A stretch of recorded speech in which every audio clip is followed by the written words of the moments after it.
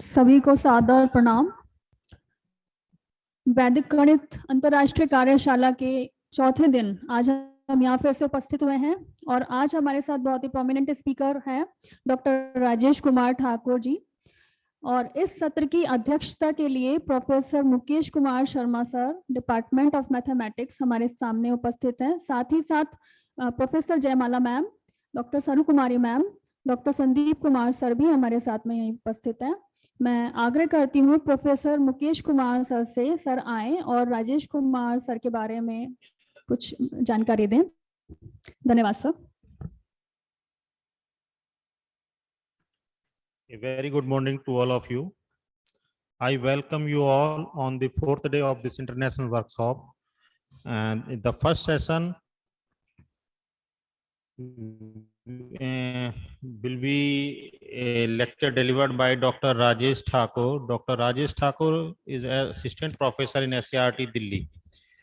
He has completed his PhD in education. Presently, he is working as expert member committee of Vidya Bharati Vigyan Manthan, an initiative of Vigyan Prasar, Vigyan Bharati NCRT CBSE. He is the core committee member of Bharatiya Shiksha Board of Patanjali Group in designing syllabus of mathematics for the upcoming new board. He is the member of handbook committee of CBSE, NCRT, Jamia Millia Islamia. He has been a resource person in more than 100 plus Zoom sessions conducted by VIPNet, IGNU, Ramanujam Club for training teachers, the mathematical skill during more than 100 seminars, and he is the core team of Aviskar online quiz. Contributor in setting up QR code resource materials for in hosting more than 10 national mathematical convention organized by All India Ramanujam Mathematics Club. He has attended 3 international young mathematics convention organized by CMS Lucknow. He has conducted more than 300 sessions for students on Vedic mathematics. Dr. Thakur has published more than 6 books and 62 e-books. He has edited CBSE, ICSE books, and he has more than 600 articles for Vigyan Pragati Aviskar, Vigyan Science Reporter, Vigyan Aapke Liye, Teacher Plus, and he has more than 10 research papers in national and international journals, Singh's Newest and Odd. He has been the author of 20 poems and he has written more than 400 blogs.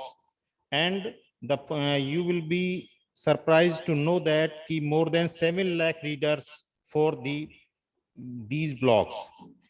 Dr. Thakur has some awards and recognition to his credit. He is a Global Teacher Award by AKS Foundation, National Teacher Award, Math Genius Award, Appreciation Award by AIRMC, and Lalit Kishore Pandey Award in 2014 for science writing.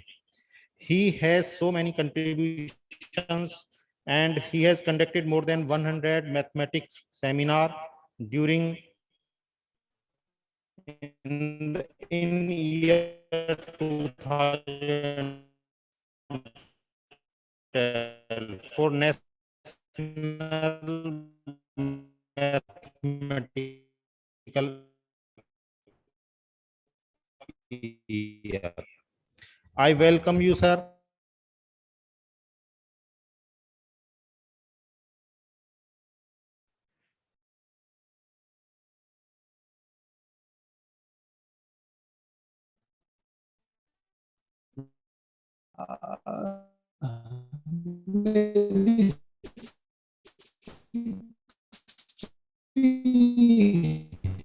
Book से 6 नहीं 60 किताबें मैंने अभी तक। तो थोड़ा सा यहाँ से स्टार्ट करता हूँ कि लाइटर नोट के आप लोग आवाज नहीं आ रही।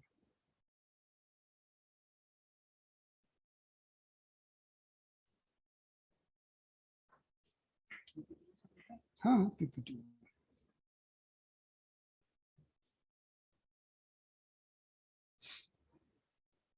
चाहिए साउंड बोलने पे आएगी ना। अभी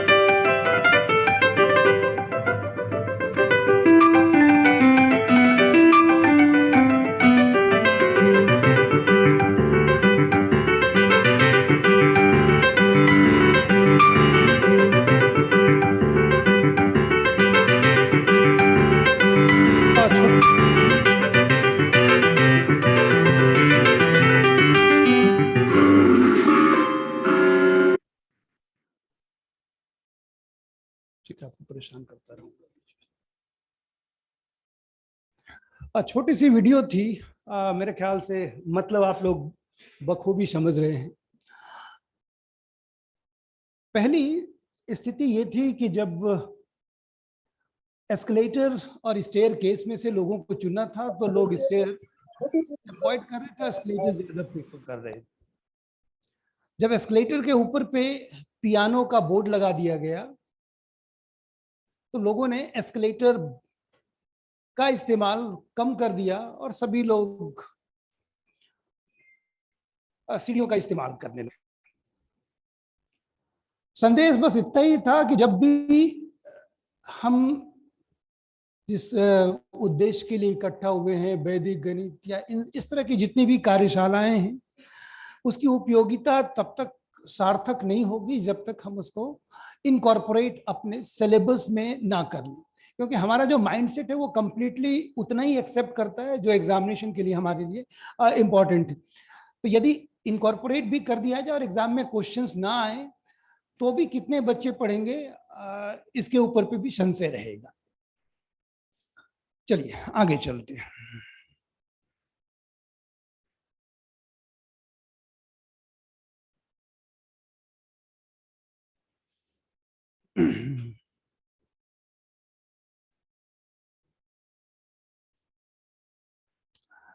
यहाँ पर 3 पिक्चर्स हैं। मेरे ख्याल से जो ऑनलाइन जुड़े हैं उनको भी नमस्कार करता हूँ और जो हमारे साथ हैं। यहाँ आपको कुछ पिक्चर्स हैं और ये क्यों लिया फिर हम लोग धीरे धीरे ओपन करेंगे। आपको लग रहा होगा कि वैदिक मैथमेटिक्स से मैं कंप्लीट हट गया, मैं वापस आ जाऊंगा, चिंता ना करें। पहला पिक्चर मेरे ख्याल से सभी कंफर्टेबल होंगे पहचानने में। कितने लोग, मेरे ख्याल से बच्चे होते तो ज्यादा अच्छा होता, कितने लोग नहीं पहचान पा रहे हैं? ऑलमोस्ट सभी। आईफल टावर,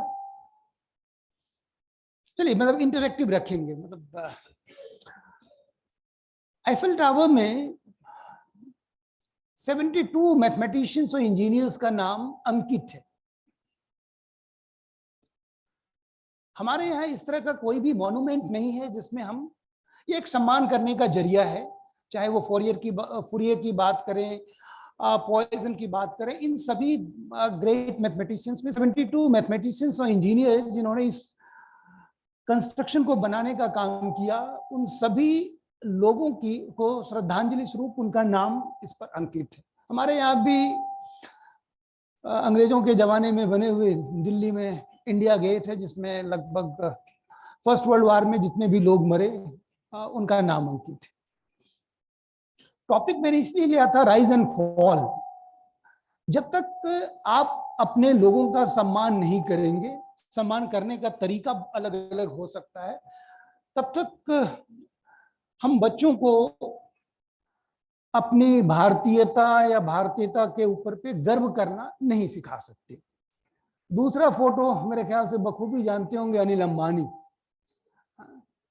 अनिल अंबानी के पिताजी ने उनके लिए जब बंटवारा हुआ धन संपत्ति का, तो 80,000 करोड़ रुपए छोड़ के गए। और आज उनकी स्थिति क्या है, ये बैंकरप्सी वाली सबको पता है। तो हमारे बाप दादाओं ने हमारे लिए मैथमेटिक्स में बहुत सारी संपत्तियां हमारे लिए छोड़ दिया है। अब सवाल ये है कि हम उसको किस तरह से इनकैश करने की कोशिश करते हैं, ये जानना जरूरी होगा। सर कोई एनोटेशन बंद करना होगा, क्योंकि कोई वहां स्क्रीन पे लिख रहा है।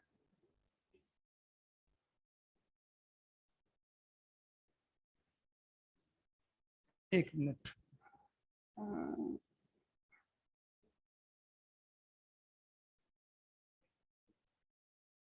नहीं मैं वो कोई एनोटेशन में आपको अपने तरफ से एनोटेशन बंद करना होगा। कोई लिख नहीं तो कुछ बच्चे ऑनलाइन में कुछ कुछ करते रहते हैं। हाँ मैंने कर दिया ऐसे, ठीक है, ओके। नॉर्मल में रहेंगे। मेरे ख्याल से बहुत आप लोगों ने मैथमेटिक्स 4 दिनों में पढ़ रखी है, तो धीरे धीरे लेकर चलेंगे। कुछ कार्टून्स कैरेक्टर हैं और यहां से आज के कार्यक्रम की हम लोग शुरुआत करते हैं। थोड़ा सा आप लोगों को भी मैं जानता हूं कि ये पूछना कितना अच्छा है या नहीं ये तो मैं नहीं जानता, लेकिन थोड़ी सी इस परिचर्चा में शामिल होने का प्रयास करिएगा।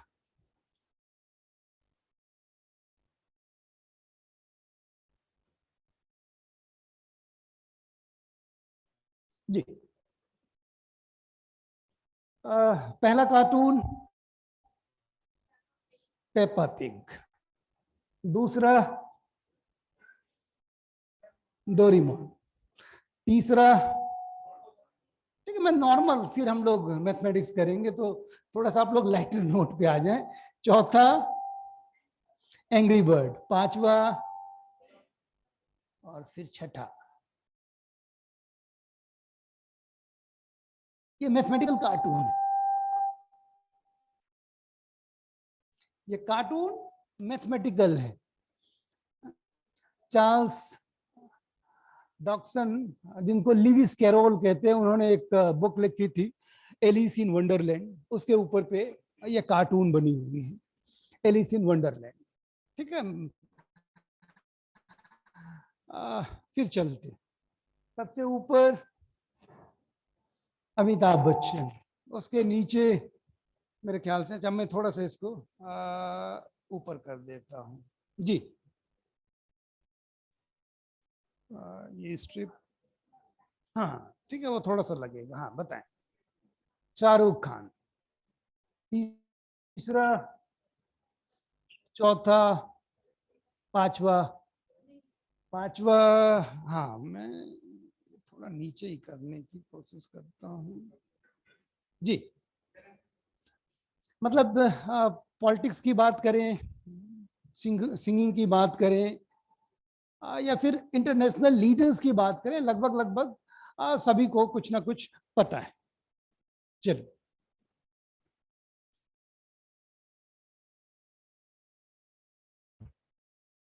सबसे ऊपर मैथमेटिशियन है और उत्तर प्रदेश से ही है, कानपुर के हैं, अब तो नहीं, कानपुर के बड़े अच्छे मैथमेटिशियन। चलिए ठीक है, उसके नीचे नसीरुद्दीन शाह, उनके बगल में आरसी गुप्ता। आरसी गुप्ता जी को कितने लोग जानते हैं? यदि नाम, अच्छा चलिए, ऑडियंस से भी यही उम्मीद होगी। अगला कैलाश खेर, बगल में मैथमेटिशियन और काफी फेमस मैथमेटिशियन।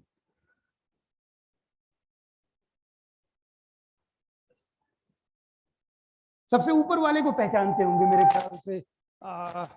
जो बिल्डिंग है उसके बगल में जो फोटो है उनसे बहुत लोग वाकिफ होंगे।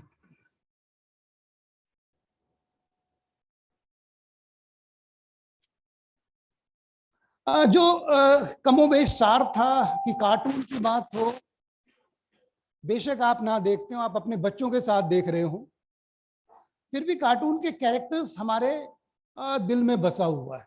हम कंफर्टेबल हैं कार्टून के कैरेक्टर को बताने में।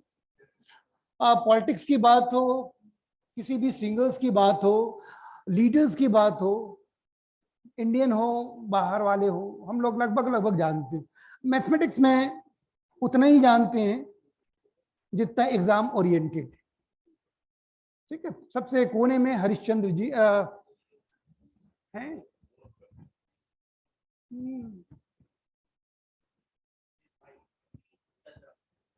बगल बगल में उनका इंस्टीट्यूट भी है इलाहाबाद।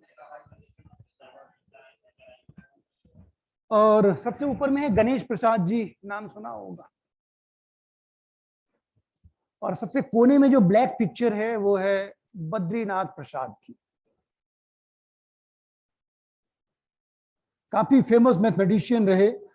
और हाँ, बद्रीनाथ प्रसाद इलाहाबाद में लगभग 30 साल तक प्रोफेसर रहे और पहले भारतीय थे जिन्होंने लिवरपूल से पीएचडी करने के बाद पेरिस से फर्स्ट इंडियन थे जिन्होंने डीएससी की, डॉक्टर इन साइंस, वो भी फ्रेंच में।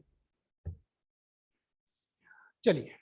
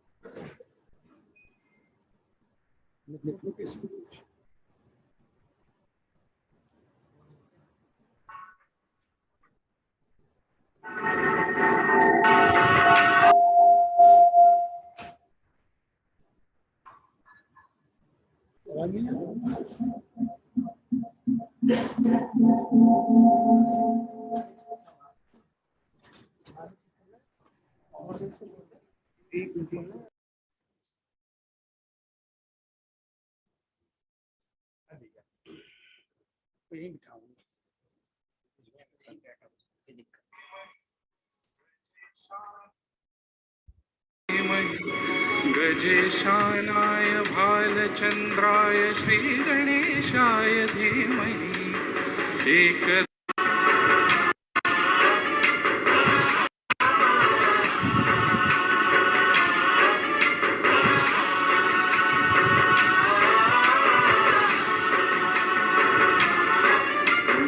गणनायकाय गणदैवताय गणाध्यक्षाय धीमहि गुणशरीराय गुणमण्डिताय गुणेशानाय धीमहि गुणातीताय गुणाधीशाय गुणप्रविष्टाय धीमहि एकदन्ताय वक्रतुण्डाय गौरीतनयाय धीमहि गजेशानाय भालचन्द्राय श्री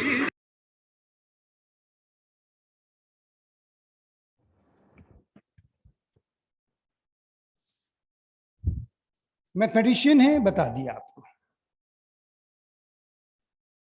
और 5-6 महीने पहले इनको बहुत बड़ा अवार्ड भी मिला था। आईआईटी गांधीनगर के प्रोफेसर हैं मैथमेटिक्स के।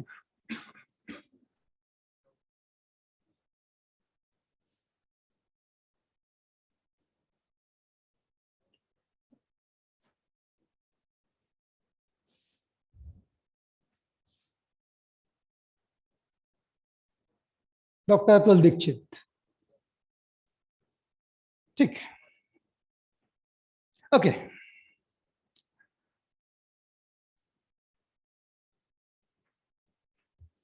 आइए, ये लास्ट, ज्यादा परेशान नहीं करूंगा।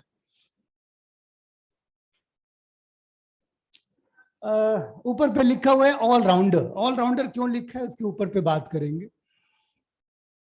सबसे ऊपर कंफर्टेबल मेरे ख्याल से सभी लोग, विराट कोहली। उसके बगल में बहुत लोगों ने फिल्म देखी होगी, 2015 में आई थी, the man who knew infinity. Ramanujan के लाइफ के ऊपर पे एक फिल्म बनी थी। उसमें मैथमेटिकल पार्ट का जो डायरेक्शन था वो इन्होंने किया था।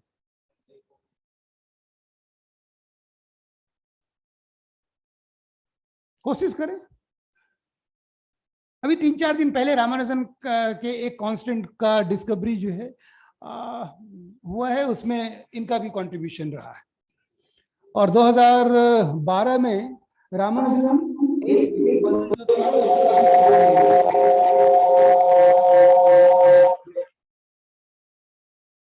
तो रामानुजन पजल सही है, ये प्रूव इन्होंने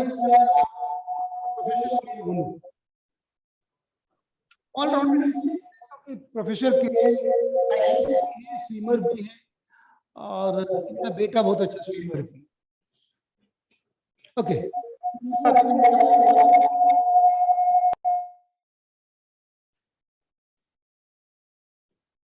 तीसरा मेरे ख्याल से आप लोग पहचानते होंगे।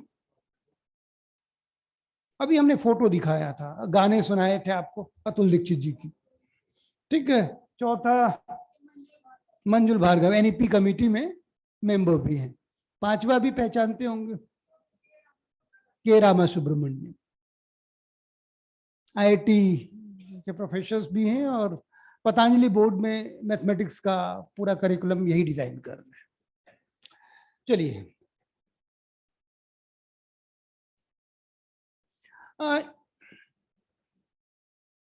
मेरे ख्याल से यदि कुछ पढ़ पा रहे होंगे तो यहां पर जब अभी हमने फोटो दिखाई थी बद्रीनाथ प्रसाद जी की,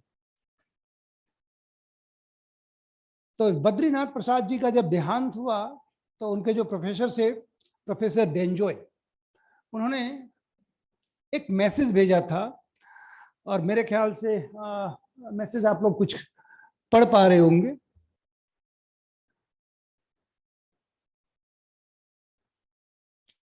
सबसे लास्ट वाली लाइन, चलिए ऊपर हम छोड़ देते हैं, नीचे आइए और यहां से टॉपिक हमारा स्टार्ट होता है। पहले इंडियन थे जिन्होंने डीएससी किया था पेरिस से, गणेश प्रसाद, सॉरी बद्रीनाथ प्रसाद जी। इंडिया आए और 1946 में लगभग 14 साल तक उन्होंने इलाहाबाद यूनिवर्सिटी में सिर्फ लेक्चरर का काम किया। और लास्ट में देखिए लिखा हुआ है कि ही remained A lecturer in for another 14 years till 1960। मतलब 28 साल लगभग वो लेक्चरर रहे। तो मैंने जो टॉपिक लिखा है कि फॉल, वो स्थिति इसीलिए है कि हम लोग अपनी विरासत की रक्षा या जो सम्मान हमें मिलना चाहिए, या हम अपने वैज्ञानिकों को, अपने गणितज्ञों को जो सम्मान देना चाहते हैं उसकी शुरुआत सरकार से अपेक्षा ना करें, हमें खुद ही करनी होगी, क्योंकि मैं एक वाकया सुनाता हूं, उसके बाद हम लोग आगे बढ़ेंगे। रामानुजन की मृत्यु जो है 1920 में 26 अप्रैल को हुई। और रामानुजन कौन थे ये बताने की किसी को जरूरत नहीं। 1983 लगभग 63 साल के बाद रामानुजन की वाइफ जानकी अम्बल ने रॉबर्ट एसके को एक चिट्ठी लिखी 63 साल बाद कि मुझे अपने पति के लिए कुछ मूर्तियां चाहिए। ये इंडियन गवर्नमेंट या जो भी तत्कालीन गवर्नमेंट रही होगी या जो इंडिया में जो बुद्धिजीवी थे वो भी ये कर सकते थे। 63 साल के बाद रॉबर्ट एसके को चिट्ठी लिखी गई कि आप कुछ फंड इकट्ठा करें, और अमेरिकन मैथमेटिकल सोसाइटी और जैपनीज मैथमेटिकल सोसाइटी ने फंड इकट्ठा किया और पॉल गार्लैंड को 6 मूर्तियां बनाने का जिम्मा दिया। और 1984 में राजीव गांधी ने उन 6 मूर्तियों में से एक भेंट की जानकी अम्बल को। तो यदि 64 साल के बाद भारतीय गणितज्ञों को भारत में सम्मान मिलाने के लिए विदेशों से यदि हाथ मांगना पड़े तो स्थिति की आप कल्पना कर सकते हैं।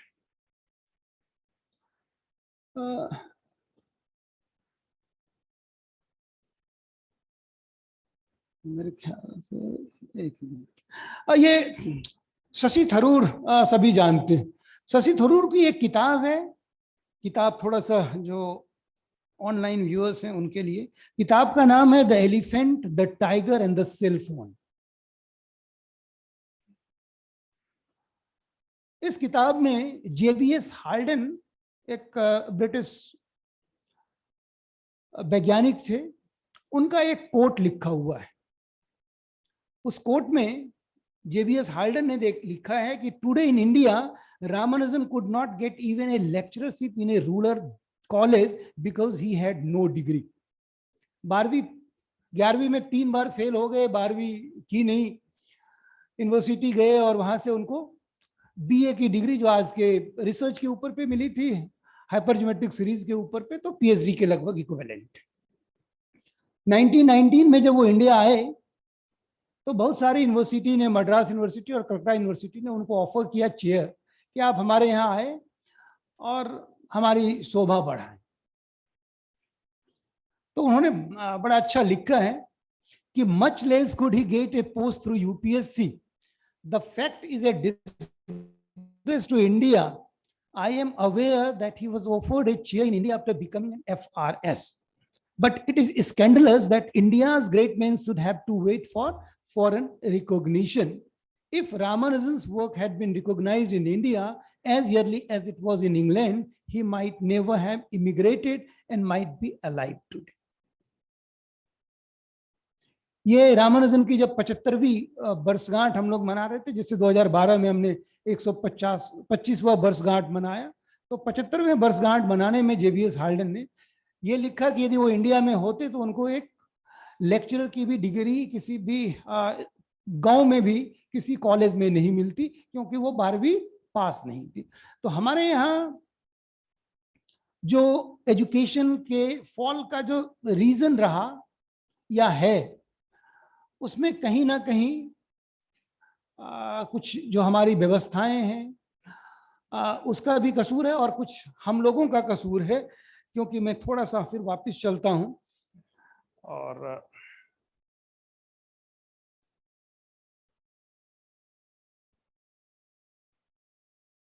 एक गाना सुनाता हूं, फिर हम लोग आगे चलेंगे। भाई साहब फिर आइए आप। हाँ बिल्कुल।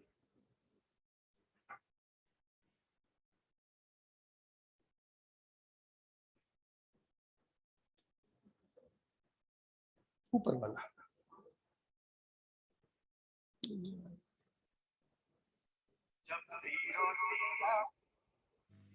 जब जीरो दिया मेरे भारत ने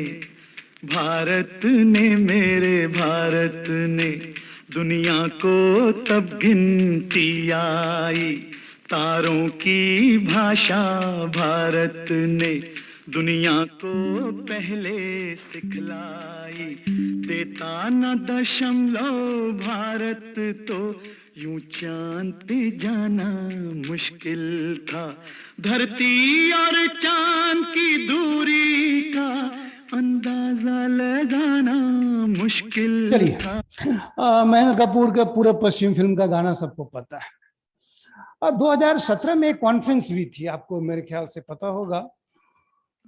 कॉन्फ्रेंस का उद्देश्य था क्या जीरो इंडियन है। भाई प्रदीप, ये क्या आ रहा है? You are using device audio, क्या लिखा हुआ आया हमारे इसमें?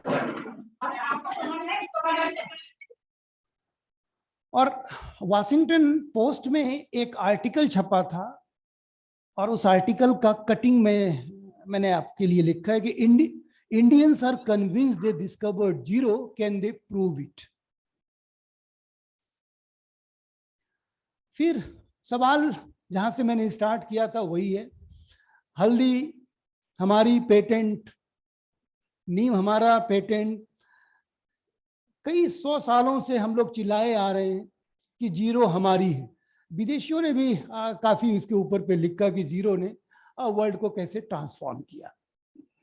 एक बुक लिखी 1220 में फिबोनाची ने, बुक का नाम था लिबर एबेस्की, बुक ऑफ नंबर। पहली बुक थी जिसके बाद वेस्टर्न वर्ल्ड को इंडियन न्यूमरल सिस्टम के बारे में पता चला फिबोनाची की बुक से, और पूरे वर्ल्ड ने अप्रिशिएट किया कि इंडिया ने जो जीरो ढूंढा वो कमाल की चीज थी। गाना भी हम लोगों ने गाया। 2017 में जीरो मिशन के ऊपर पे एक काम स्टार्ट हुआ है, और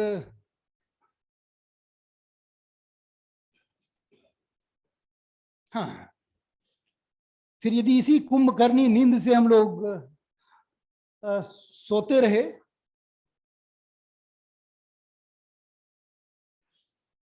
तो हो सकता है कि फिर ये इंडियन जो जीरो है, जिसके ऊपर पे 2017 में चर्चाएं हुई, और वाशिंगटन पोस्ट ने लिखा कि क्या इंडियन ये प्रूव कर सकते हैं कि ये डिस्कवरी भी उनकी है। तो क्योंकि हम लोग वैदिक गणित के ऊपर पे बातें कर रहे हैं, क्यों इसको करिकुलम में डिजाइन नहीं किया गया या नहीं किया गया, उसके ऊपर भी हम लोग थोड़ी सी चर्चाएं करेंगे। और कुछ चीजें जो हमारी अपनी थी, क्या हम उसको संभाल कर रख पाए, और नहीं रख पाए तो क्यों नहीं रख पाए, इसके ऊपर पे हम लोग थोड़ी बहुत हाँ सर बताएं। जी जी जी,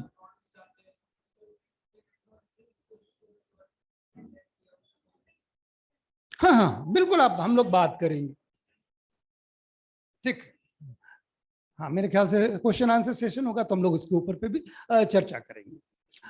उद्देश्य बस यही है जो हमारी युवा पीढ़ी है कि थोड़ा सा वो जगें। तो इस पूरे मेरे लेक्चर का कमोबेश जो लब्बो लवाब है वो वही है, ठीक। ये हम लोग विष्णु पुराण की ये का श्लोक है कि उत्तरम यत् समुद्रस्य हिमाद्रेश्य दक्षिणम वर्षम तद भारतम नाम भारती यत्र संतति।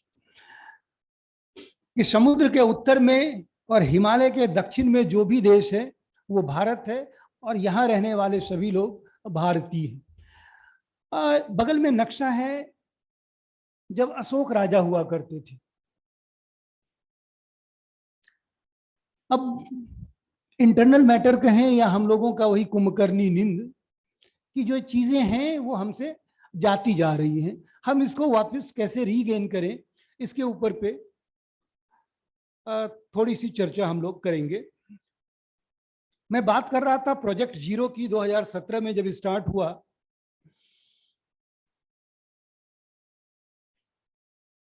तो कई इंडियन मैथमेटिक्स के प्रोफेसर थे, और दिल्ली यूनिवर्सिटी के वाइस चांसलर भी रहे प्रोफेसर दिनेश सिंह।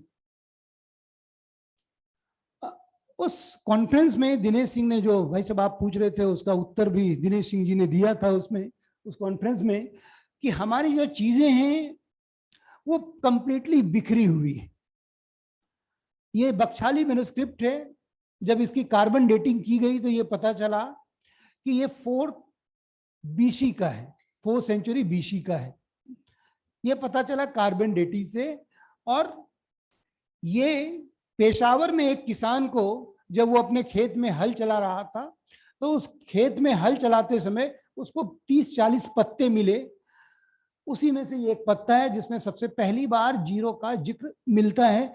जो एरो आपको मैंने डाउन करके, जो भारी सी काली बिंदु है, वो उन्होंने कहा कि ये 0 है, और ये बख्शाली मैन्युस्क्रिप्ट में है। 400 BC, 200 BC की यदि हम लोग बात करें, हमारे यहाँ पिंगल थे मेरे ख्याल से 2 दिन, कल या परसों के मैंने अखबार में आचार्य पिंगल के बारे में भी डिस्कशन कुछ सुना, तो थोड़ा सा मैं वहां, फिर हम लोग आगे निकल जाएंगे। आचार्य पिंगल, आप लोगों ने बात की पिछले कुछ सत्रों में कि कैसे वो बाइनरी नंबर्स भी आधारित पद्धति के ऊपर पे वो बात करते थे। उस समय अलग अलग तरह के मीटर हुआ करते थे, लिखने के, नंबर्स को लिखने के मीटर होते थे। जैसे गायत्री मीटर जो था वो 6 स्टेप का था। तो 200 BC में उन्होंने एक श्लोक लिखा। उस श्लोक का जब आप रूपांतरण हिंदी में करेंगे तो आपको लगेगा कि सबसे पहला जो डेफिनेशन हिंदुस्तान में किसी ने देने का वो प्रयास किया, तो उनकी बुक है छंद शास्त्र। आचार्य पिंगल ने एक किताब लिखी 200 BC में, छंद शास्त्र। उस किताब में सबसे पहली बार 0 का एक डेफिनेशन दिखता है। हम लोग उस श्लोक और उसके डेफिनेशंस के ऊपर पे बात करेंगे। वो कहते हैं कि गायत्री मीटर में 6 सिलेबल्स का हम लोग यूज करते हैं। यदि आप उसको आधा करें, गायत्री षड़ संख्याम मर्धे अपनीति, कि गायत्री मीटर में 6 का सिलेबल्स है, यदि आप उसको आधा करें तो 3 मिलेगा। उसमें से आप 1 माइनस करें, 2 है, उसको फिर हाफ करें, फिर 1 मिलेगा। उसमें से 1 माइनस करने पे 0 मिलता है। ये पहला डेफिनेशन गायत्री मीटर के ऊपर पे बेस करके आचार्य पिंगल ने अपने पुस्तक छंद शास्त्र में लिखा। बाइनरी नंबर्स की भी बात की, और 6 का कमाल फिर हम लोग अभी देखेंगे कि उनको 6 या गायत्री मीटर पे वो कैसे सबसे ज्यादा यूज करते थे। ओके, यहां पर कुछ हमने 13-14 लिस्ट लिखे हैं जिसके ऊपर पे थोड़ी थोड़ी हम लोग चर्चा करेंगे। पाइथागोरस थ्योरम, बौधायन पे, अब थोड़ा बहुत इंटरनेट में भी पाइथागोरस को बौधायन हम लोगों के कुछ प्रयासों से जाना जाने लग गया है। पास्कल ट्रायंगल अभी भी पास्कल ही है। मेरू प्रस्तार जो हरयुद्ध ने कहा, या जिसकी चर्चा छंद शास्त्र में कहीं कहीं मिलती है, उसके ऊपर पे भी हम लोग बात करेंगे। हिंदू नंबर्स, 0 अभी भी 0 के ऊपर पे लोगों का ज्ञान 0 वाला ही है। निगेटिव नंबर के ऊपर पे हम लोग बात करेंगे कि वो इंडियन था या चाइनीज था। मैथमेटिकल इंडक्शन, फिबोनाची, मैं स्टार्ट कर रहा हूं नीचे से, 14 से, कोडिंग से। दूसरी शताब्दी में हमारे यहाँ एक मैथमेटिशियन हुए। पहले तो जो लोग थे वो संस्कृत में ज्यादा लिखा करते थे। इसकी वजह से थोड़ा सा आगे के जनरेशन को कन्विंस करना या फिर उस चीज को ट्रांसलेट करके लोगों तक पहुंचाना थोड़ा सा मुश्किल रहा। नागार्जुन जी ने कटपयादी सिस्टम के ऊपर पे काफी काम किया। बाद में भूत संख्या आई। आपके, चूंकि हम मैक्सिमम हम लोग फोकस करेंगे उत्तर प्रदेश के ऊपर पे, हमारे यहाँ से सूरदास जी थे, उन्होंने भ्रमर गीत लिखी, और भ्रमर गीत में उन्होंने भूत संख्या का काफी प्रयोग करने की कोशिश की। उनकी भ्रमर गीत की कविताएं आपने शायद पढ़ी होगी कि गोपियां कृष्ण जो है मथुरा छोड़ के चले जाते हैं और गोपियां काफी दुखी हैं और उद्धव को भेजते हैं कृष्ण संदेश लेके कि आप जाइए और गोपियों को समझाइए कि मैं आ रहा हूं। भ्रमर गीत में सूरदास लिखती हैं, सूरदास जी कि मंदिर अरध अवधि बदि हमसो, मंदिर अरध अवधि बदि हमसो हरि आहार चली जात। मंदिर घर को कहते हैं और अरध मतलब आधा, घर के आधे हिस्से को हम लोग पुराने जमाने में पिछवाड़ा आंगन, तो उसके लिए पखवाड़ा शब्द है। तो मंदिर अरध मतलब 15, पखवाड़ा 15 हो गया। मंदिर अरध अवधि बदि हमसो मतलब कृष्ण हमसे कह के गए थे कि मैं 15 दिन में आ जाऊंगा। हरि आहार चली जात, हरि विष्णु को भी कहते हैं और हरि शेर को कहते हैं। तो हरि आहार, शेर का आहार होता है मांस, तो हरि आहार चली जात मतलब 1 महीना बीत गया। कोडिंग देखिए, अब हम लोग अभी एनसीईआरटी बात कर रही होती है कोडिंग की। हाँ, मंदिर अरध अवधि बदि हमसो हरि आहार चली जात। बीच का मैं 2-3 लाइन स्किप कर रहा हूं।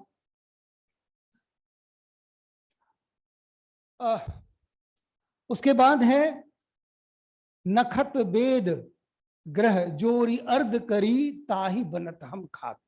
नखत मीन्स नक्षत्र, और नक्षत्र 27 हैं, वेद 4 हैं, तो नखत वेद ग्रह, ग्रह है 9, तो 27 नखत वेद ग्रह जोरी अर्ध करी, 27 जमा 4 नखत 27, 4 वेद 31 और ग्रह 9 40, जोड़ी अर्ध करी 40 को आधा करेंगे 20 मिलेगा 20, ताही बनत हम खात। सभी हम गोपियां विष खाने के लिए जंगल जा रहे हैं क्योंकि कृष्ण के वियोग में हम लोग नहीं रह सकते। कोडिंग की जब हम बात करेंगे तो कोडिंग आज की नहीं है, कटपयादी सिस्टम की बात करें, भूत संख्या की बात करें, इन सभी चीजों को हमें किसी ना किसी तरीके से अब बच्चों के पास ले जाने की जरूरत है। आजकल जो कंप्यूटर कोडिंग या व्हाइट हैट जूनियर या फलाना जो भी हम लोग कराने की कोशिश कर रहे हैं, क्यों नहीं हम कोडिंग की परिभाषाएं कटपयादी सिस्टम से या आर्यभट्ट की वर्णाक्षर पद्धति से करना शुरू कराएं। वर्णाक्षर पद्धति आगे क्यों नहीं चली, हम लोग इस पे भी थोड़ी बहुत चर्चा करेंगे। ठीक है, पाए थोड़ा थोड़ा मैं टच करूंगा, नहीं तो काफी। दूसरा है हमारा 13th में पाए। पाए के ऊपर में यदि आप नेट पे ढूंढेंगे तो लिखा होगा कि सबसे पहली बार पाए का प्रयोग पिरामिड बनाने के लिए किया गया और इसका उल्लेख दुनिया की सबसे पुरानी पुस्तक है अहमस पेपिरस, ओल्डेस्ट बुक अभी तक जो अवेलेबल है। अहमस पेपिरस में लिखा है कि पाए का जो वैल्यू बना, जो पिरामिड बनाने के लिए जब पाए का यूज किया गया तो वो लगभग 3 and 1/8 25/8 लिया गया था। बाइबल में 13वां अध्याय है रिविलेशन, उसमें कहा कि पाए का वैल्यू 3 के आसपास है। वो उन्होंने कैसे निकाला उसके ऊपर पे बाद में बात करेंगे, कंटेंट अपना इंडियन है तो हम लोग इंडिया पे। पहली बार पाए का सबसे सही निकालने का मान सबको पता है आर्यभट्ट ने किया, और आर्यभट्ट ने कैसे निकाला अपने पुस्तक आर्यभट्टियम में, यह भी मेरे ख्याल से सबको पता है। वो लिखते हैं कि चतुर्धिकम शतमष्ट गुणम, कि 4 अधिक 100 से 104, अष्टमष्ट चतुर्धिकम 4 अधिक शतमष्ट गुणम, 100 से 4 अधिक करके उसको 8 से गुना कीजिए, तो 104 into 8 आपका 832 है। उसको 60,000 में से जोड़िए और 20,000 से भाग दीजिए तो पाई का वैल्यू 3.1416 आता है। ये पाई का उस जमाने में मतलब 499 ईयर में जब उन्होंने 23 साल की उम्र में किताब लिखी, उसमें पाई का सबसे करेक्ट वैल्यू डेसिमल के 4 प्लेसेस तक लिखा गया है। ब्रह्मगुप्ता ने भी अपनी बुक लिखी ब्रह्म स्फुट सिद्धांत, उसमें भी पाई का वैल्यू वो 3 लेते हैं। अब दो चीजें यहाँ होती हैं, हम लोग पाई डे मनाते हैं 14 मार्च को, 22 जुलाई को भी हम लोग मनाते हैं पाई अप्रोक्सीमेशन डे। अब एज ए टीचर ये हमारी जिम्मेदारी है कि हम बच्चों को पाई डे 14 मार्च जो मनाते हैं, 14 मार्च आइंस्टाइन का भी जन्मदिन है, तो क्यों हम ये ना कन्विंस करें कि पाई का वैल्यू जो हम लोग 2 लेते हैं, एक बार 22/7 लेते हैं। 22/7 के ऊपर पे भी आप चर्चा कर सकते हैं। आर्किमिडीज ने सबसे पहली बार पाई का वैल्यू जब अप्रोक्सीमेट करना शुरू करा, 5 साइड्स के पेंटागन से स्टार्ट करके वो 92 साइड्स के पॉलीगन्स तक गए, और उसके अंदर में और बाहर में सर्कल अलग अलग आकृति का ड्रॉ करके उन्होंने निकाला कि जो रेशियो ऑफ सरकमफ्रेंस और डायमीटर है वो लगभग 3n1/7 और 310/77 के बीच में लाई करता है। 22/7 और 273/70 के आसपास में लाई करता है, और अप्रोक्सीमेट वैल्यू लगभग 22/7 के आसपास आ रहा था। तो पाई का, चलिए पाई का वैल्यू 22/7 यदि आर्किमिडीज को क्रेडिट दे रहे हैं, तो पाई का जो वैल्यू हम बच्चों को 3.14 सिखाते हैं, उसके लिए क्या हमने प्रयास किया, क्या उसको आर्यभट्ट को श्रेय देने का कोशिश किया। धीरे धीरे मैं चलता हूं, फिर त्रिकोणमिति की मैं बात करूं। त्रिकोणमिति में हमारी त्रिकोणमिति, बहुत सारे लोग टोलेमी को कहते हैं कि टोलेमी ने ट्रिग्नोमेट्री की खोज की 150 में। आर्यभट्ट ने बुक लिखी 499 ईस्वी में, आर्यभट्टियम। उस जमाने में मैं बात कर रहा था कोडिंग की।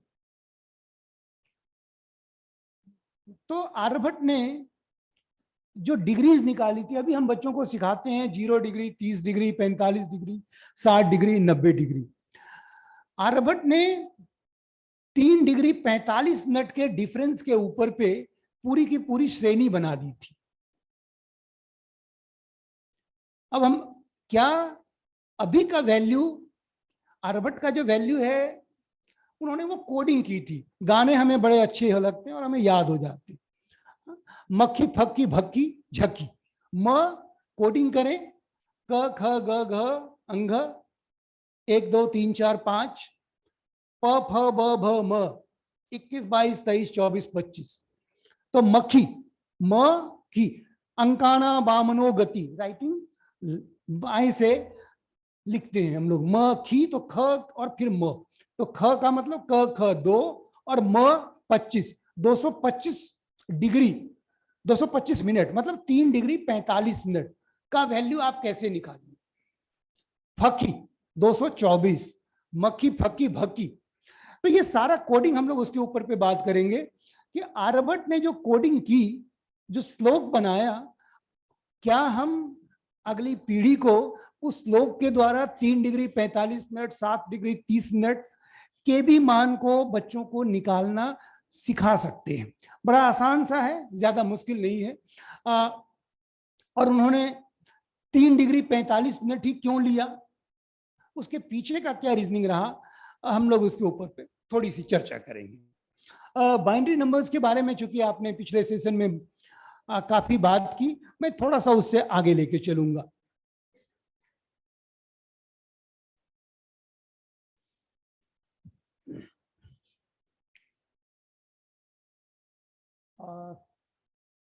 मैं बात कर रहा था आचार्य पिंगल की, और आचार्य पिंगल के गायत्री मीटर की। गायत्री मीटर 6 सिलेबल्स का होता है।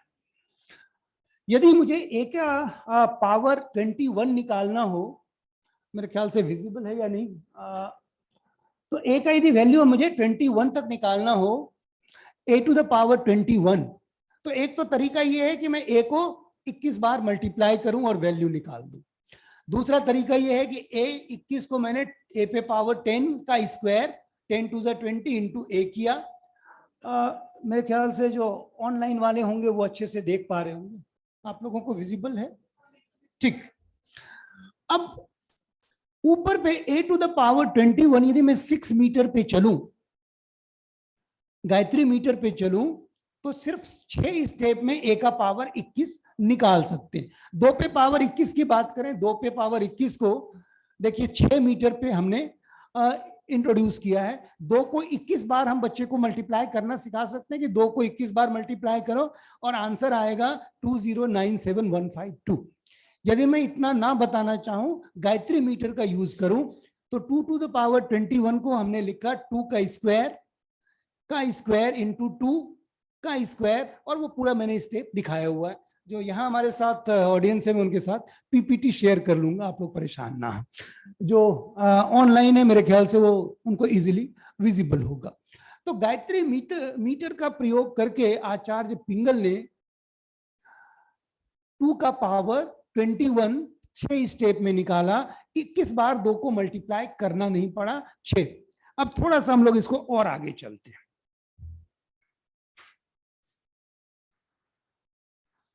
आचार्य पिंगल का दूसरा एक सूत्र है छंद शास्त्र में, द्विरर्धे रूपे शून्यम द्विशून्ये ताव अर्धे तद्गुणितम।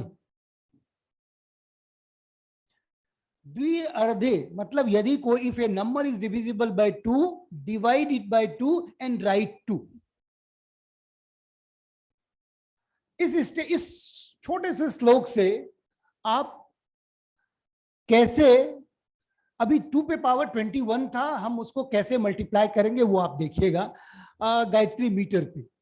द्विअर्धे मतलब जब आपका कोई भी नंबर 2 से डिविजिबल है तो आप उसको आधा डिवाइड कीजिए 2 से और 2 लिख दीजिए, ठीक है। यदि 2 से डिविजिबल नहीं है, पावर में यहां बात हो रही है पावर की, जैसे 2 पे पावर 21 है, 21 2 से डिविजिबल नहीं है। यदि डिविजिबल नहीं है तो पावर में 1 माइनस करिए और 0 लिखिए। मतलब यदि ऑड पावर्स हैं तो आपको 0 लिखना है 1 माइनस करके।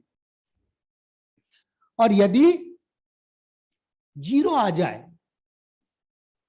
रूपे शून्यम,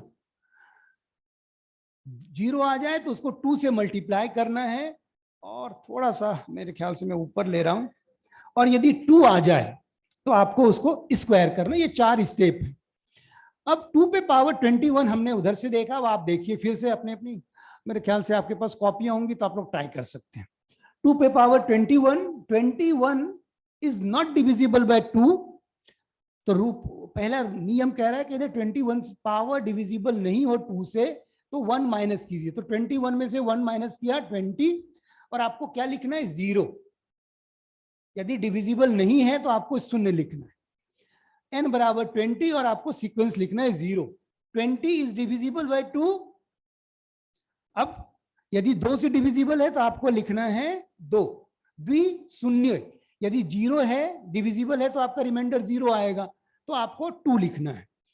फिर 10 2 से डिविजिबल है, आपको यहां भी 2 लिखना है। 10 को 2 से डिवाइड किया, आपका आया 5। 5 डिविजिबल नहीं है ऑड नंबर से, 1 सब्ट्रैक्ट करिए, और सब्ट्रैक्ट करके क्या लिखना है आपको 0।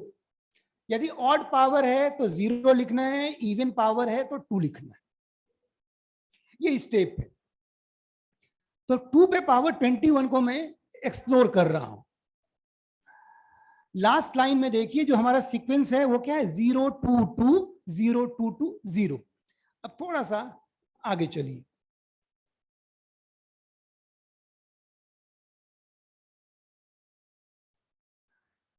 जो मेरा 21 को मैंने 2 से डिवाइड करके और पिंगल के सूत्र को लिखने के बाद हमारे पास जो वैल्यूज आए थे वो था 0 2 2 0 2 2 0। सूत्र था कि यदि, अब आपको 2 पे पावर 21 करना है, स्टार्ट आपको करना है अंकाना बामनो गति राइट टू लेफ्ट। 0 है तो आपको क्या करना है 2 से मल्टीप्लाई करना है, फर्स्ट प्लेस पे है तो 1 2 2। यदि 2 है तो क्या करना है उसको स्क्वायर करना है, तो 2 का स्क्वायर 4, फिर 2 है फिर स्क्वायर करना है, 4 का स्क्वायर 16, फिर 0 है तो 2 से मल्टीप्लाई करना है, 16 2 32, फिर है आपका 2 मतलब स्क्वायर करना है, तो 32 का स्क्वायर हो गया 1024, फिर 2 है फिर स्क्वायर करिए, 1024 का स्क्वायर 1048576, और लास्ट में 0 है, इसका मतलब 2 से मल्टीप्लाई कीजिए। इसका मतलब कि 2 पे पावर यदि आपको 21 निकालना है तो आपका आंसर आएगा 2097152। ये आचार्य पिंगल का जो श्लोक था और जो सूत्र था छंद शास्त्र का, इसमें आप देख पा रहे होंगे ये सूत्र है, द्विरर्धे, यदि डिविजिबल हो 2 से तो उसको आधा कीजिए, रूपे शून्यम द्विशून्ये तावर्धे तद्गुणितम। बाइनरी नंबर्स का या कोडिंग का इस्तेमाल करके आचार्य पिंगल ने किसी भी 2 या 2 के सब्सिक्वेंट मल्टीपल का जो पावर्स है, चाहे पावर कुछ भी हो, 6 या 7 स्टेप में आप उसका सॉल्यूशंस पता कर सकते हैं। चलिए, ये बड़ा चूंकि पेटेंट सा श्लोक है इसलिए मैं इसके ऊपर पे हम लोग जहां कुछ होता है तो बड़ा खुश होकर इस श्लोक के ऊपर पे चर्चा करते हैं। यथा शिखा मयूराणाम नागानाम मनियो यथा, और हम लोगों का बड़ा कॉमन सा श्लोक है। हम लोग इस श्लोक के द्वारा खुद को, जैसे पूर्व और पश्चिम का हमने गाना सुना, जब जीरो दिया मेरे भारत ने, तो गर्व का महसूस करते। तो इस श्लोक में हम लोग वेदांग गणित के इस श्लोक से खुद को थोड़ा भारतीयता का गर्व करते हैं। फिर हम लोग क्या करते हैं, वही फिर वो कुंभकर्ण वाली बात है जिसकी हमने चर्चा की। ये श्लोक लगभग 2500 साल पहले वेदांग ज्योतिष में लिखा। 17वीं शताब्दी में गॉस पैदा हुए, कार्ल फ्रेडरिक गॉस। उन्होंने लिखा कि mathematics is the queen of all subject. ऊपर का जो श्लोक हमने 2500 साल पहले कहा कि जिस तरह नाग के सर के ऊपर पे मुकुट शोभायमान है, उसी तरह गणित जो है हर विषयों की के मुकुट। Mathematics is the queen of all subject, जो 17वीं शताब्दी में, 18वीं शताब्दी कह लीजिए, में गॉस ने कहा, उन दोनों का अर्थ लगभग एक जैसा है। फिर बात वही कि हमारी चीजों को, जिसकी बात जेबीएस हाल्डेन ने कही थी, जो मैंने अभी आपको शशि थरूर जी की किताब दिखाई थी, एक बार मैं फिर आपको एक बार किताब दिखा दूं।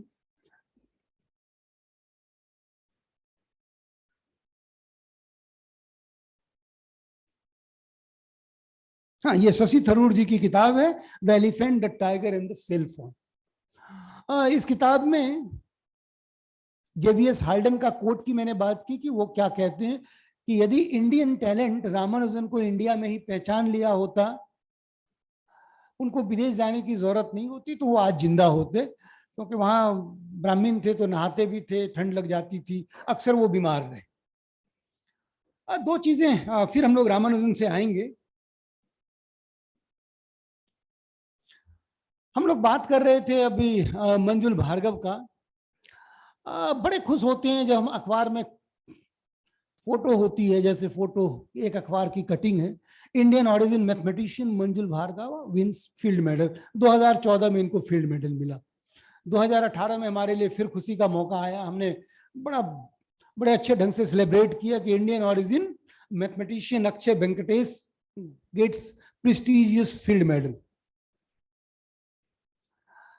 एक और भी है नीचे, S R Srinivasa Varadhan was awarded the Abel prize 2007। और हमारे यहाँ बड़ी हेडलाइंस बनती है, जैसे कमला हैरिस अमेरिका की राष्ट्रपति बन गई थी, तो हमने ढोल नगाड़े भी उनके गांव में बजे, बड़े खुश होते। जब हमारी चीजों को वेस्टर्न रिकॉग्निशन दे देता है, ये काम हम यदि अपनी तरफ से करना शुरू करें, फिर मैं वही बात करूंगा, रामानुजन पैदा हुए 1887 में, सबको पता है। पैदा कहां हुए? अपने ननिहाल में। रामानुजन का जो फोटो आपको दिखाया जाता है कुंभकोणम के घर में, वो उनके पिताजी का घर था, जहां जो आप लोग फोटो देखते हैं, या जहां 2011 के करीब में डॉक्टर एपीजे अब्दुल कलाम ने उसको म्यूजियम कन्वर्ट कर दिया। रामानुजन का जो घर था जिसमें वो पढ़ाई लिखाई करते थे, उसको एपीजे अब्दुल कलाम जी ने एक मेमोरियल घोषित कर दिया और दर्शनीय स्थान है। लेकिन रामानुजन जिस घर में पैदा हुए उस घर को 2013 में जापान के एक प्रोफेसर थे, प्रोफेसर सुकुमाई, वो इंडिया आए और उन्होंने 5-6 महीने, उनके पास एक सिंपल सी जानकारी थी कि रामानुजन जिस घर में पैदा हुए उस गली में एक मंदिर था और उसके सामने एक तालाब था। छोटी सी जानकारी थी, इंडिया आए जापान से रिसर्च करने और रामानुजन का वो घर पता करने। रामानुजन पैदा हुए 1887 में। जिस घर में पैदा हुए उस घर को ढूंढा जापानीज ने, वो भी 2013 में। तो जिस भाग्य और दुर्भाग्य की हम लोग बात कर रहे हैं वो हमें अपनी धरोहर को संभाल कर नहीं रखने से की वजह से हो रहा है। मैं उनका वो पैतृक घर भी दिखाऊंगा। फिर हम लोग बात करते हैं, हम लोग जब जीरो की बात करते हैं तो बड़ा गर्व महसूस करते हैं कि जीरो हमारा अपना है। और मैंने बात की 2017 की उस कॉन्फ्रेंस में जिसमें वाशिंगटन पोस्ट ये लिख रहा है कि क्या जीरो इंडियन था, ये इंडियन प्रूफ कर सकते हैं। पूरे वर्ल्ड के मैथमेटिशियंस का सम्मेलन हुआ प्रोजेक्ट जीरो के नाम से। अब हमारी चीज जिसके ऊपर पे हमने काफी गर्व किया, उस चीज को ढूंढने का काम विदेशी कर रहे हैं। और फिर मैंने कुंभकर्ण की बात की कि हमारी स्थितियां यदि ऐसी रही तो फिर स्थितियां कैसी रहेंगी। तो 2013 में प्रोफेसर सुकुमाई ने जापान से आके इंडिया में रामानुजन का वो घर ढूंढा। ग्वालियर के बारे में हम लोग सब जानते हैं कि ग्वालियर में 876 ईस्वी में एक किला बना और किला बना राजा जयवर्धन सेकंड के शासनकाल में। उस किले में यदि आप जाएंगे तो जब आप डाउनवर्ड्स पहाड़ के दूसरी साइड में आप उतरेंगे तो कोने में एक छोटा सा मंदिर है, चतुर्भुज टेम्पल। और उस चतुर्भुज टेम्पल के ऊपर पे एक पत्थर लगा हुआ है जिसको हम कहते हैं रामा रॉक। बात है 876 ईस्वी की। भारतीय राजा थे, राजा जयवर्धन ने। उन्होंने एक मंदिर बनवाया, मंदिर का नाम था चतुर्भुज टेम्पल। और वो मंदिर के सामने एक फुलवारी बनाई, बगीचा बनाया। और वो बगीचा 270 हाथ लंबा और 176 हाथ चौड़ा था। 270 का जो जीरो है वो इंडियन जीरो, जो जिस तरह का जीरो हम लोग लिखते हैं वो जीरो हूबहू ऐसा था। उस शिलालेख के बारे में 2012 के करीब में बीबीसी न्यूज चैनल आई। लोगों को पता था कि इंडियन जो जीरो है वो ग्वालियर के शिलालेख से खोजा गया।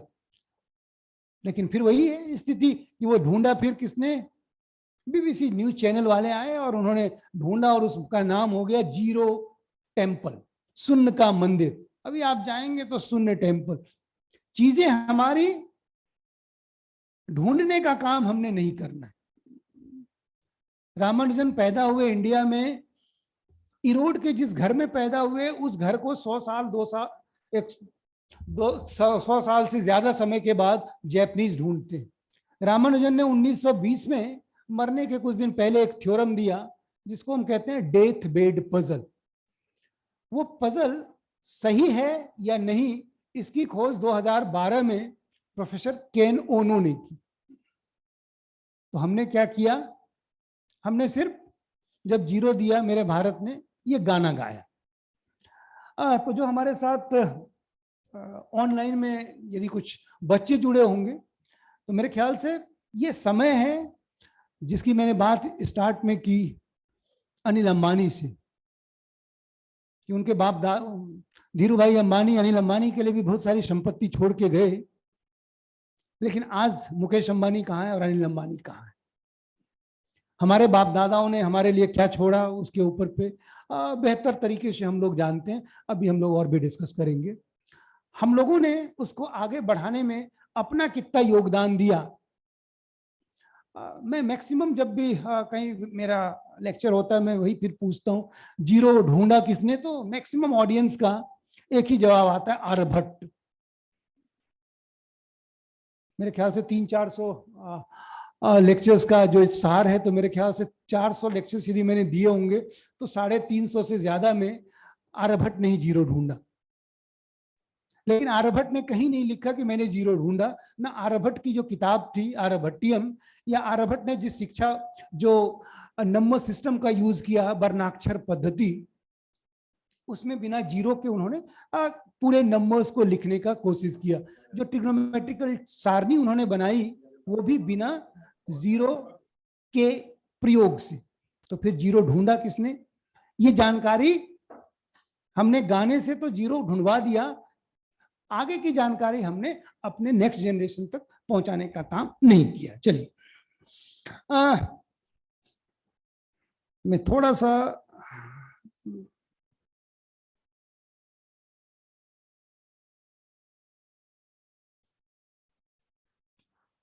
लेफ्ट में आपको 2 फरवरी 1835 का लॉर्ड मैकॉले का ब्रिटिश पार्लियामेंट का भाषण है, और राइट में जारा के एक शोरूम की तस्वीर है। और जारा के शोरूम में बंबई में ये ड्रेस बिक रहे थे। और ड्रेस आप देख के समझ गए होंगे, ये क्योंकि जारा का शोरूम है तो वो भी मेरे ख्याल से 20-25 हजार रुपये का एक वो फटा पुराना कुर्ता होगा, पहनने वाले हम ही होंगे। और लॉर्ड मैकॉले का ऋषि कपूर ने ट्वीट किया था, buy 2 get 1 begging ball free, sale at Zara's. फिर वही राइज और फॉल पे मेरे ख्याल से वो कोट आपको अच्छा लगेगा, जिसमें उन्होंने लिखा जो बोल्ड वाला है कि I propose that we replace her old and ancient education system, her culture, for if the Indian think that all that is foreign and English is good and greater than their own, they will lose their self-esteem. तो जो Macaulay का ये 2 फरवरी 1835 का British parliament में दिया हुआ भाषण है, उस भाषण में वो यही कहते हैं कि यदि हम भारतीयों को भारतीय संस्कृति और सभ्यता से दूर कर दें तो उसके बाद हमें कुछ करने की जरूरत नहीं है। भारत को आजाद हुए कितने साल हो गए ये सबको पता है। और मैं बात कर रहा था, मैं एक और इंस्टेंस लूंगा, रामानुजन की वाइफ को 1984 में चिट्ठी लिखनी पड़ी रॉबर्ट एसके को कि मेरे पति के लिए आप कुछ मूर्तियां बनवा के दे दीजिए, और कंट्रीब्यूट किया। जो केन ओनो की मैं बात कर रहा था, जिन्होंने 2012 में रामानुजन डेथ वेट पजल को ढूंढा, उनके फादर थे। उन्होंने जापानीज मैथमेटिकल एसोसिएशन से और अमेरिकन मैथमेटिकल सोसाइटी के तरफ से पैसा इकट्ठा करके मूर्तियां बनवाई। ये काम हम भी कर सकते थे। वापस चलेंगे थोड़ा सा मैथमेटिक्स के ऊपर पे जी। जब हम फिबोनाची सीरीज पढ़ाते हैं तो बच्चों को ये वाला जरूर, नेट पे आप ढूंढेंगे फिबोनाची तो आपको ये खरगोश वाली कहानी जरूर दिख जाएगी कि जनवरी में खरगोश का यदि एक पेयर है और यदि एक पेयर हर महीने में एक बच्चा प्रोड्यूस करता है और एक मेल और फीमेल हो तो एक साल के अंत में कितने बच्चे होंगे। ये लिबर एबैक्सी जो फिबोनाची ने एक बुक लिखी, उस बुक में ये कोट है कि एक खरगोश की एक जोड़ी मेल और फीमेल को जनवरी में रखा, उसने फरवरी में एक नई जोड़ी को जन्म दिया और यदि हर बार मेल और फीमेल को ही जन्म दे तो 1 साल के अंत में कितने बच्चे होंगे। और उसके बाद उन्होंने एक सीरीज बनाई कि पहले महीने में 1, अगले महीने में 1 जोड़ा यदि वो बच्चा देता है तो 1 and 1, फिर दूसरे महीने के बाद यदि ये मान लिया जाए कि पहला जोड़ी जो खरगोश का बच्चा है वो 1 महीने के बाद मेटिंग कर सकता है और बच्चे प्रोड्यूस कर सकता है, तो अगले तीसरे महीने में पहला जोड़ी भी 1 बच्चा और दूसरे जोड़ी भी 1, तो 1 और 1 2। फिर ऐसे करके एक सीरीज बना दी, फिबोनाची सीरीज। ये कॉमन सा है।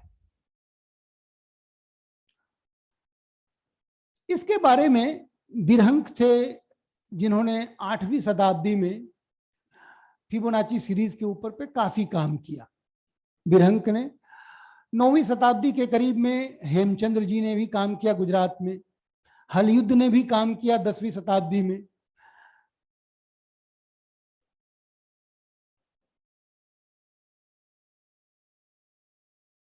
पंद्रह 20 मिनट,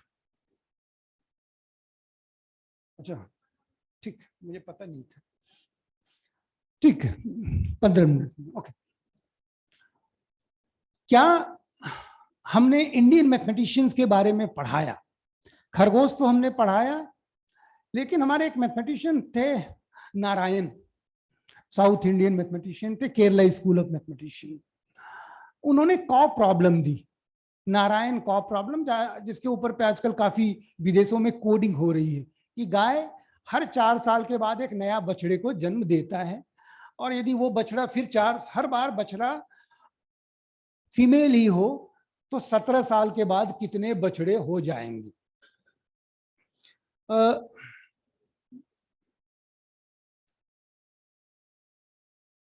मेरे ख्याल से देखता हूं तो नारायण कॉ प्रॉब्लम हमने पढ़ाने की चेष्टा की या नहीं की, ये मैं थोड़ा सा इसको शेयर बंद कर रहा हूं।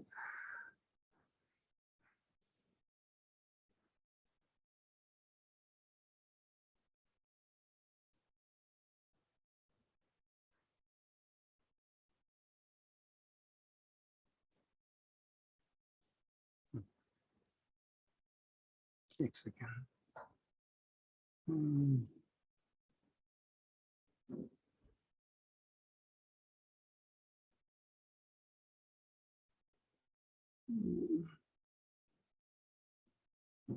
चलिए, मैं समय की कमी का थोड़ा मैं जल्दी करता हूं। ये मैं बात कर रहा था राजा जयवर्धने के समय के बने हुए चतुर्भुज टेम्पल की, जो ग्वालियर में है।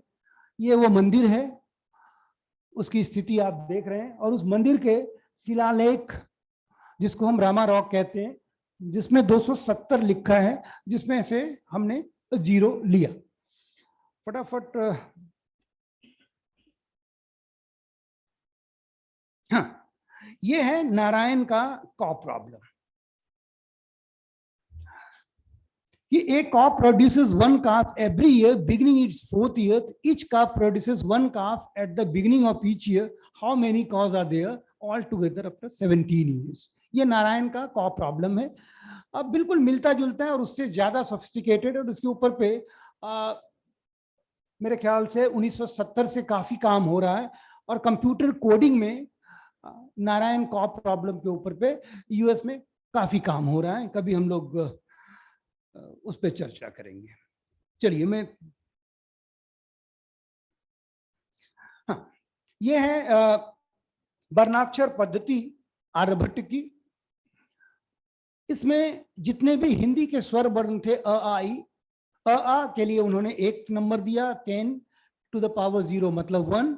ई के लिए 10 का स्क्वायर, उ 10 का क्यूब, और इस तरह करके उन्होंने हिंदी के स्वर वर्ण के लिए 10 के पावर्स में, और व्यंजन वर्ण के लिए उन्होंने अलग से कोडिंग की, और जो अंत्यस्थ व्यंजन थे य र ल व, उसको अलग से कोडिंग की।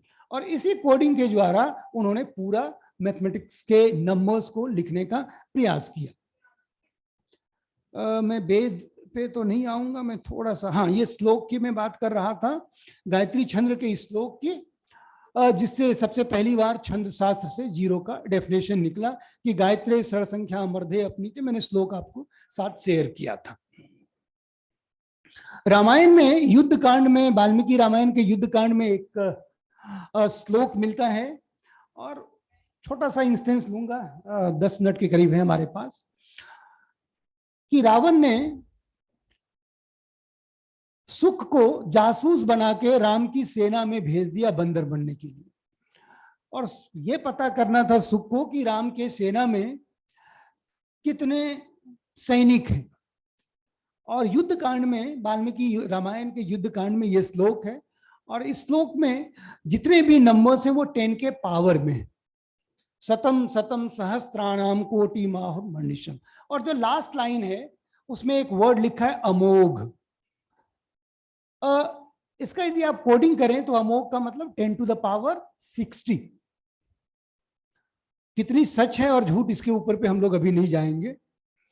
आज के डेट में जो सबसे बड़ी संख्याएं हैं उसको हम कहते हैं गूगल, 10 टू द पावर 100। उससे बड़ी googolplex, 10 to the power 100। आप लोगों में से कईयों ने पढ़ी होगी, एक पुस्तक है ललित विस्तार।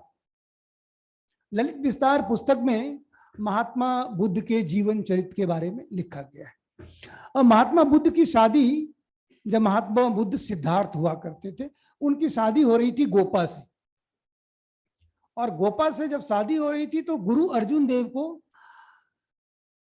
टेस्ट करने के लिए भेजा कि महात्मा बुद्ध को मैथमेटिकल नॉलेज कितना है। तो गुरु अर्जुन देव ने उनसे पूछा कि क्या आप 1 लाख से आगे सभी संख्या 10 के पावर में बोल सकते हैं? तो वो ललित विस्तार में लिखा हुआ है कि उन्होंने जो 10 के पावर्स की जो नंबर बोली वो 10 टू द पावर 52, जिसको तलक्षणा कहा। उसके बाद उन्होंने फिर गुरु अर्जुन देव ने कहा कि क्या तुम इससे आगे की संख्याएं बोल सकते हो? तो उन्होंने 10 के मल्टीपल्स में अलग अलग संख्याएं बोली और उनके अलग अलग नाम दिए, और जो लास्ट संख्या थी वो 10 टू द पावर 421 था। ये लगभग बात 2500 साल पहले की है। आज हम लोग 10 टू द पावर 100, जिसको हम लोग गूगल कहते हैं, वो भी एक मैथमेटिशियन थे, उनका जो भतीजा था रॉबर्ट कैस्लर, 9 साल का।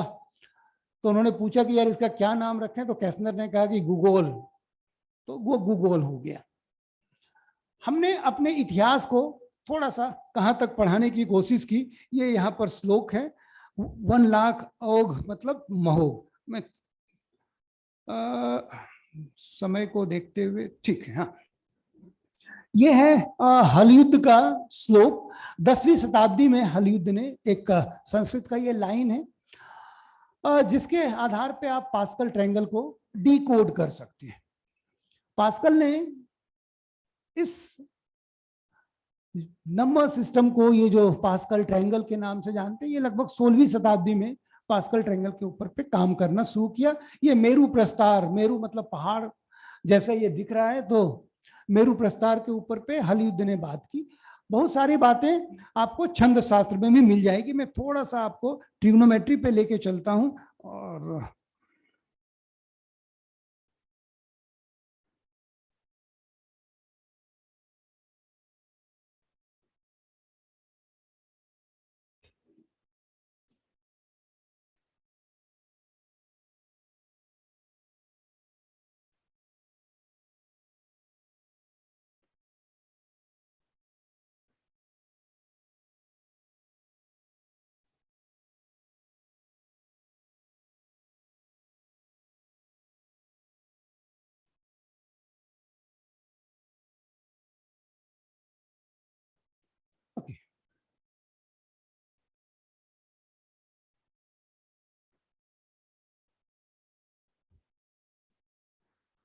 आर्यभट्ट को हम लोग क्रेडिट देते हैं कि आर्यभट्ट ने बुक एक लिखी 499 ईस्वी में, आर्यभट्टियम, और उसमें उन्होंने ट्रिग्नोमेट्रिकल टेबल बनाने की कोशिश की जो हाफ कॉर्ड के ऊपर पे बेस्ड थी।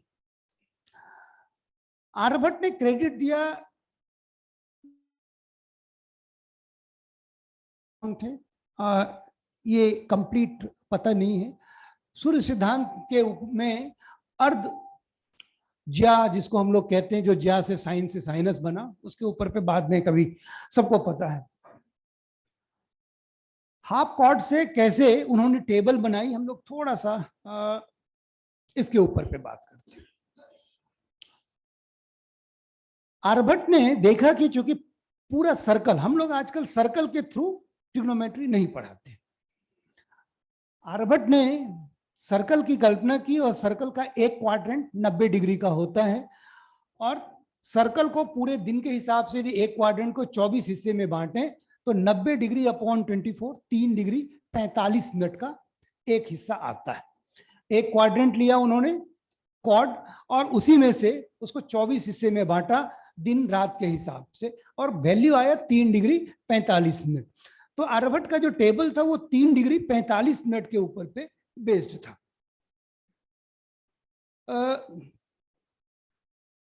चलिए अब थोड़ा सा मैं और लेता हूं, ठीक है। वृत्त की परिधि में क्या कोण बनता है 360 डिग्री का। 360 डिग्री का मतलब 360 गुना 60 मिनट मतलब 21,600 मिनट। तो circumference C equals to 2 pi R और सरकमफ्रेंस हो गया 21,600। तो रेडियस कैसे निकलेगा, radius equals to C upon 2 pi. 21,600 हो गया आपका सरकमफ्रेंस, क्योंकि 360 डिग्री में को हमने मिनट में कन्वर्ट किया 21,600। 2 पाई का वैल्यू आर्यभट्ट ने निकाला था 3.1416, डिवाइड करेंगे तो आपका रेडियस का जो लेंथ आएगा वो 3438 मिनट है। तो मॉडर्न वैल्यू जो है आर्यभट्ट के वैल्यू से 3438 टाइम्स है। अब मेरे ख्याल से मैं 5 मिनट में इसको खत्म करूंगा। पाई का वैल्यू कैसे निकाला ये आप लोगों को मैंने बात की कि चतुर्धिकम शतमष्ट गुणम से कैसे उन्होंने निकाला। अभी हमने बात की थी आर्यभट्ट ने जो वर्णाक्षर सिस्टम बनाया था वो कैसे कोडिंग की थी, क ख ग घ। क मतलब 1, ख मतलब 2, ग मतलब 3 और इस सिस्टम का हम लोग यूज करेंगे।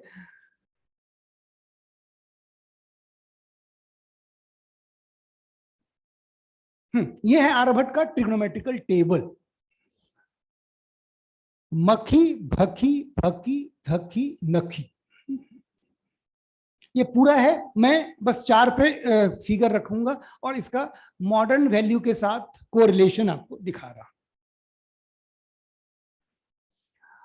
मखी म क ख ग घ म मतलब 25। यदि क का 1 लें, ख का 2 लें, ग का 3 लें, घ का 4 लें तो प फ ब भ म मतलब 25 और अंकाना बामनो गति राइट से लिखना। म खी में ख और म, ख हो गया क ख 2 और म हो गया 25। तो मखी मतलब 225 मिनट, सॉरी सेकंड। अब इसका मतलब यदि आप इसको डिग्री में कन्वर्ट करें तो 1 डिग्री में 60 मिनट, तो 225 मिनट का मतलब 60 को डिवाइड करें तो 3 डिग्री 45 मिनट।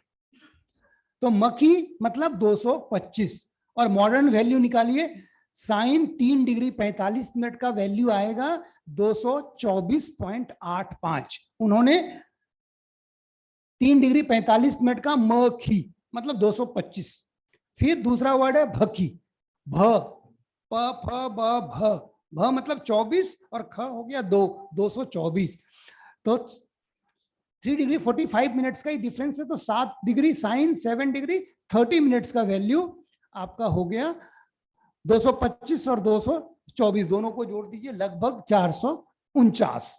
ऐसे ही आपको ऐड करना है। थर्ड है 3 डिग्री 45 मिनट का डिफरेंस लीजिए, 345 इंटू 3 11 डिग्री 15 मिनट। तो साइन 11 डिग्री 15 मिनट का वैल्यू क्या है, फ खी प फ, फ मतलब 21 22 और ख तो आपका 2 है तो 222।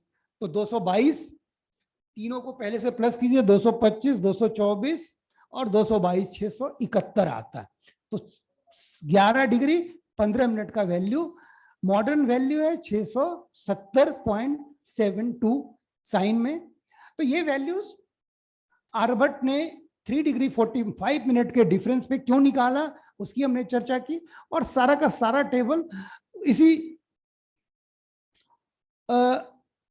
कविता के माध्यम से जो हमने बात की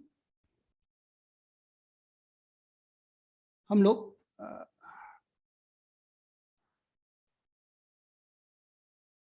हाँ ये है। इससे आप 3 डिग्री 45 मिनट से लेके 90 डिग्री तक के सभी वैल्यूज 3 डिग्री 45 मिनट्स के डिफरेंस के ऊपर पे निकाल सकते हैं। आपको कुछ नहीं करना। जिस हम कोडिंग की बात कर रहे थे उस कोडिंग से को हम सिखा सकते हैं। मेरे ख्याल से कुछ क्वेश्चन आंसर सेशन है। मैम ने मुझे 12 बजे या फिर समाप्त करना। सोनिया मैम 2 बार कह के गई थी, एक बार पूछ लीजिए या आगे कंटिन्यू करना है तो मैं कंटिन्यू करूं।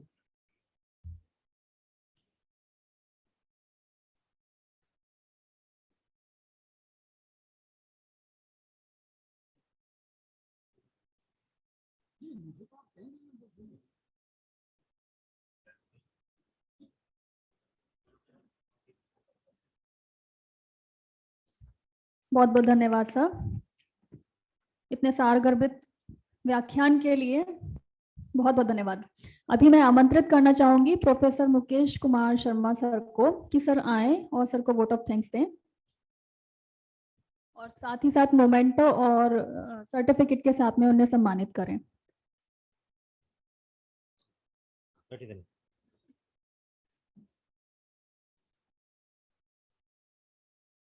धन्यवाद राजेश जी।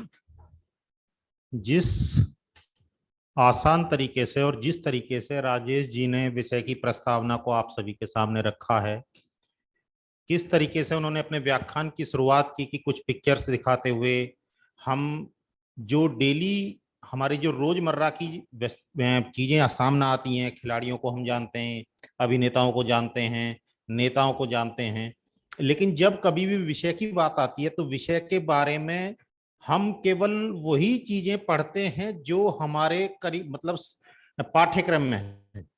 पाठ्यक्रम के अतिरिक्त जो विषय चीजें हमारे सामने आ रही हैं जो उन पे हम ध्यान नहीं देते।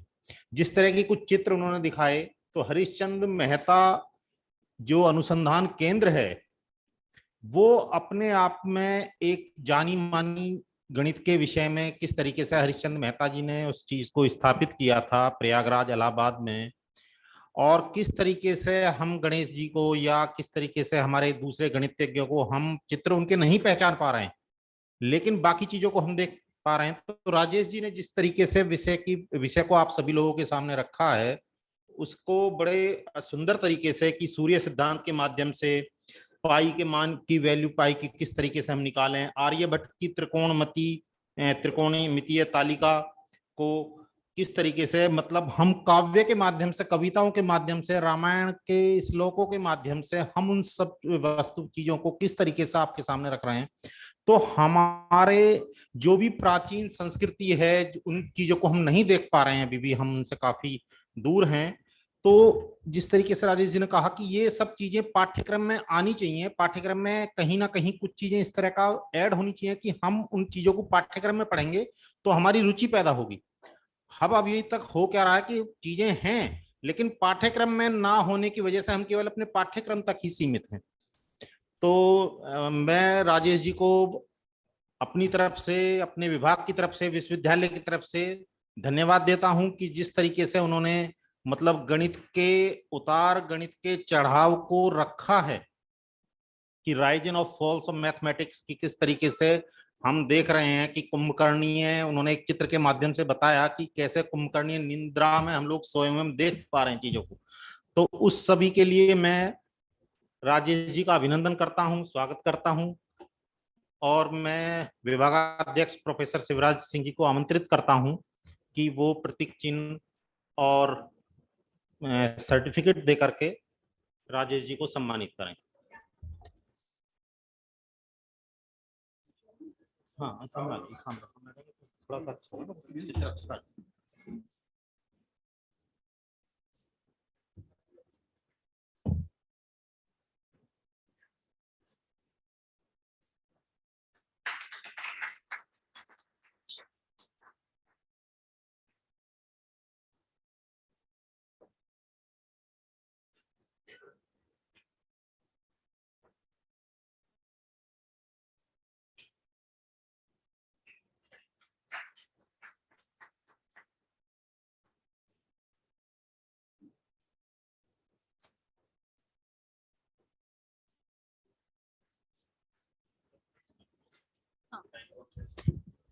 अभी हम छोटा सा ब्रेक लेंगे, टी ब्रेक, और फिर हम फिर से जुड़ते हैं 12:30 पे। Thank you.